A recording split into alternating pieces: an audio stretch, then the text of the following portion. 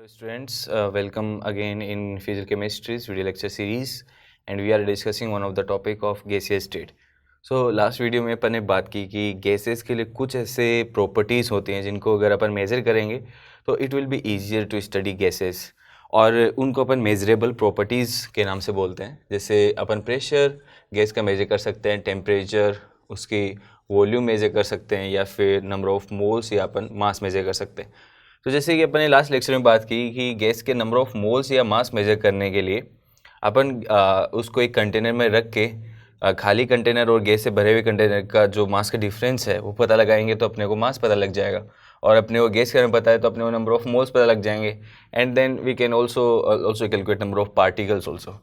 ऐसे ही अगर वॉल्यूम के बारे में मुझे पता लगाना है गैस की तो मैं वॉल्यूम मेज़र करूँगा जिस कंटेनर में उसको रखा गया उसकी।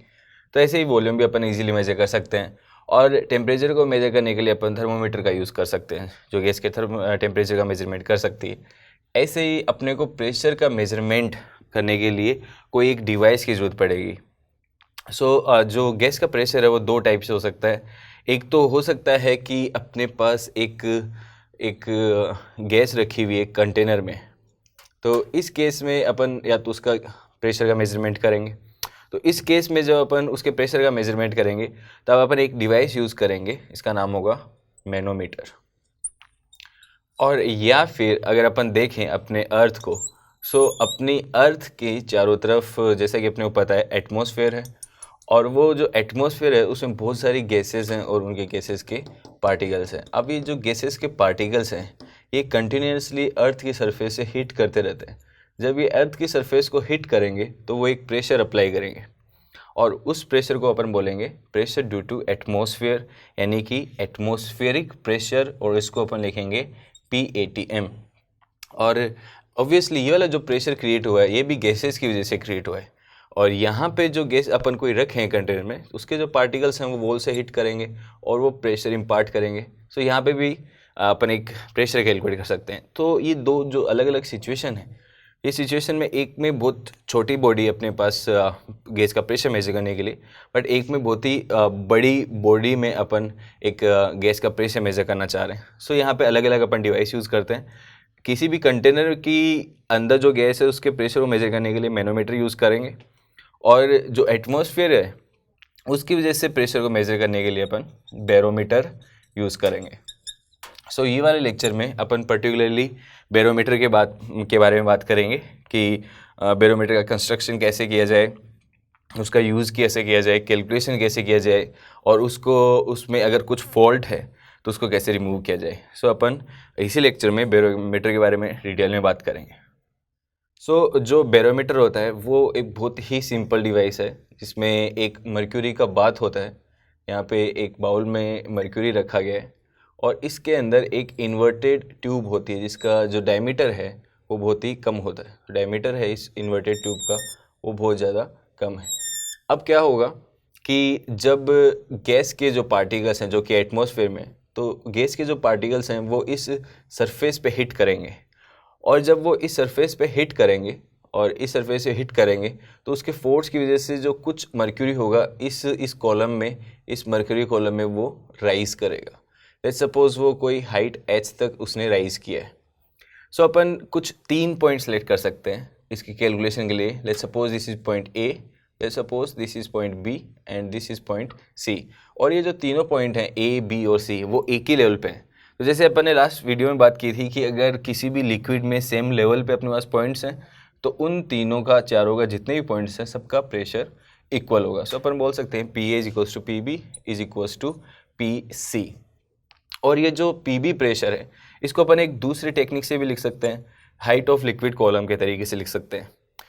यहाँ पे जो हाइट है वो h है और let's suppose rho is the density of mercury multiplied by acceleration due to gravity. तो जो प्रेशर एट पॉइंट B है उस प्रेशर को अपन इस तरीके से लिख सकते हैं और अपने को पता है कि A, B और C क्योंकि तीनों एक लेवल पे है तो तीनों का प्रेशर बराबर होगा। It is equals to PA and this is equals to PC। और एक चीज़ और कि ये जो PA का प्रेशर होगा वो प्रेशर अपन बोल सकते हैं ये एटमॉस्फेयर की वजह से होगा। This will be equals to PATM। Atmospheric pressure को मेज़र करने के लिए ये जो पीए था, जो कि एटमॉस्फेरिक प्रेशर था, उसको मेज़र करने के लिए अपन ये डिवाइस कंस्ट्रक्ट की, जिसमें एक मर्क्यूरी का बाथ है, यहाँ पे मर्क्यूरी रखा हुआ है बहुत सारा, और इसमें एक इन्वर्टेड ट्यूब रखी हुई है। तो due to the pressure of atmospheric gases, इस इन्वर्टेड ट्यूब में कुछ हाइट तक मर्क्यूरी चला जाएगा, और उस हाइट को मेज़र करके अपन उसका प्रेशर बता सकते हैं। सो इस हाइट को अपन स्केल से मेज़र कर सकते हैं।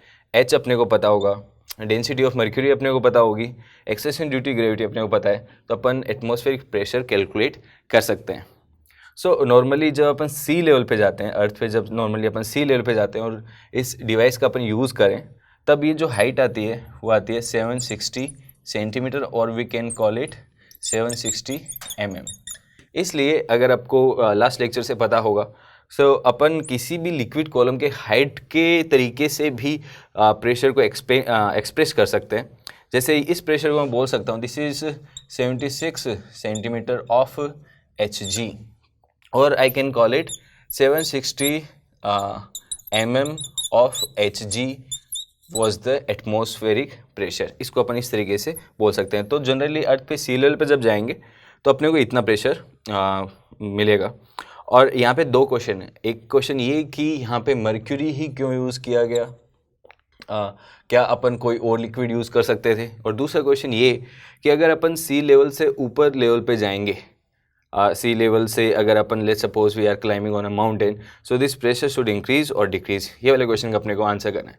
सो अपन पहले क्वेश्चन की बात करते हैं कि अपन क्या मर्क्यूरी ही यूज़ कर सकते हैं या फिर कोई दूसरे लिक्विड भी यूज़ कर सकते हैं। अगर मर्क्यूरी यूज़ करने के अलावा कोई दूसरे लिक्विड भी यूज़ कर सकते हैं तो उनका यूज़ अपन क्यों नहीं कर रहे हैं। सबसे पहले बात करें कि अपना जो प्रेशर का एक्सप्रेशन होता है, प्रेशर इक्वल्स टू रो जी और एच। अगर यहाँ पे अपने को देखना है कि जो प्रेशर है किस किस चीज़ पे डिपेंड कर रहा है, अपन प्रेशर मेजरमेंट के टाइम पे डेंसिटी का पता रहेगा, जी का पता रहेगा, एच का पता रहेगा। जी हमेशा कांस्टेंट रहेगा। अब अपन ये देख सकते हैं कि अगर अपन ने हाई डेंसिटी का लिक्विड यूज़ किया, let's suppose pressure at some point is constant, किसी एक पॉइंट पर ही मैं दो डिवाइस की हेल्प से प्रेशर मेजर करना चाहता हूँ। एक बार मेरे पास डिवाइस में H2O है और एक बार मेरे पास डिवाइस में मर्क्यूरी है। जब मैं H2O से मेज़र करूँगा तब मुझे पता है कि जो डेंसिटी है H2O की वो बहुत ही कम होती है Hg के रेस्पेक्ट में। G दोनों केस में सेम है, और जो हाइट होगी दोनों केस में प्रेशर अगर सेम है, एक ही पॉइंट पे मैं प्रेशर मेज़र करना चाहता हूँ, तो यहाँ की अगर डेंसिटी कम है तो यहाँ पे जो कॉलम होगा वो ज़्यादा हाइट तक राइज करेगा, और यहाँ पे जो कॉलम होगा due to high density of mercury, यहाँ का जो कॉलम होगा वो बहुत ही कम हाइट तक राइज करेगा। इसलिए मैं H2O भी यूज़ कर सकता हूँ, यहाँ पे मर्क्यूरी भी यूज़ कर सकता हूँ, या फिर और कोई प्योर लिक्विड यूज़ कर सकता हूँ जिसकी डेंसिटी मुझे पता है। लेकिन मैंने Hg यूज़ किया क्योंकि ये हैवीएस्ट लिक्विड है अपने जो डेली टू डेली एक्सिस में है, ये हैवीएस्ट लिक्विड है, इसलिए इसका जो कॉलम है वो कम हाइट तक राइज करेगा। इसलिए अपना जो इंस्ट्रूमेंट होगा उसकी साइज़ कंसिडरेबल होगी, बहुत बड़ी साइज़ नहीं होगी। अगर H2 से कंसिडर करूँगा तो मेरी जो इंस्ट्रूमेंट की साइज़ है वो बहुत बड़ी हो जाएगी। दिस इज़ वाई मैं मर्क्यूरी यूज़ करना चाह रहा हूँ। पहले क्वेश्चन का तो आंसर ये हो गया।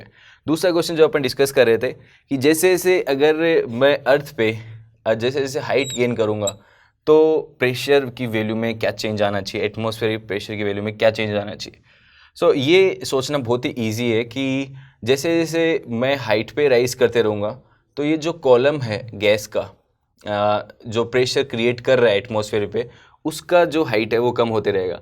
जैसे मैं इस पॉइंट की बात करूँ तो इस पॉइंट पे ये पूरा जो कॉलम है वो प्रेशर अप्लाई कर रहा है। अगर मैं बात करूँ इस पॉइंट पे, तो इस पॉइंट पे इतना ही कॉलम है गैस का जो इस पॉइंट पे प्रेशर अप्लाई करेगा। अगर मैं बात करूँ एटमॉस्फेयर से जस्ट बाहर, तो यहाँ पे कोई भी प्रेशर नहीं होना चाहिए क्योंकि यहाँ पे गैस के पार्टिकल्स भी नहीं है। इसलिए मैं बोल सकता हूँ जैसे जैसे मैं हाइट गेन करूँगा वैसे वैसे जो मेरा प्रेशर है वो डिक्रीज़ होता रहेगा। जैसे जैसे मैं माउंटेन्स पे जाऊंगा, या फिर अगर जैसे माउंटेन्स पे अपन टॉप पे जाएंगे तो वहाँ का जो प्रेशर होगा वो ग्राउंड के रिस्पेक्ट में, सी लेवल के रिस्पेक्ट में कम होगा। फॉर एग्जांपल ये जो 76 सेंटीमीटर ऑफ Hg है, इसको अपन 1 atm भी बोलते हैं, 1 एटमॉस्फेरिक प्रेशर ही बोलते हैं क्योंकि अपना रेफरेंस है सी लेवल, तो इसको अपन ने 1 atm बोल दिया। अब अगर मैं माउंट एवरेस्ट पे जाता हूँ तो माउंट एवरेस्ट पे एवरेस्ट का जो टॉप है वहाँ का जो प्रेशर है वो सिर्फ और सिर्फ 0.3 ATM है। इसका मतलब जैसे जैसे हाइट गेन करेंगे एटमॉस्फेरिक प्रेशर कम होता रहेगा। सो इस वीडियो में अपन ने चेक किया कि अपने को प्रेशर मेज़र करना होगा गैस का। सो दो टाइप के गैस हो सकते हैं, या तो एक गैस जो है वो एक कंटेनर में बंद है, या फिर एटमॉस्फेयर वाले जो गैस हैं उनका अपने को प्रेशर मेज़र करना होगा। सो जब इस तरीके का प्रेशर मेज़र करना होगा तो मैं बैरोमीटर के नाम का एक डिवाइस यूज़ करूँगा, और गैस जो कि कंटेनर में बंद है तब मुझे अगर प्रेशर मेज़र करना होगा तो मैं मैनोमीटर के जैसा के नाम का एक डिवाइस यूज़ करूँगा। और ये जो बैरोमीटर था ये अर्थ का एटमॉस्फेरिक प्रेशर मेज़र करने का काम आता है। जनरली रेफरेंस लेवल लिया जाता है जो अपना सी लेवल है। तो सी लेवल पे अगर अपन अपनी इस डिवाइस को रखेंगे जिसका ये नाम बैरोमीटर है, तो अपने को जो रीडिंग आएगी वो मर्क्यूरी की 76 सेंटीमीटर की हाइट तक की रीडिंग आएगी। उस हाइट को मेज़र करके जब अपन कैलकुलेट करेंगे HRO के फॉर्मूले को यूज़ करके, तो अपने पास जो प्रेशर आएगा उसको अपन बोल देते हैं 180 m।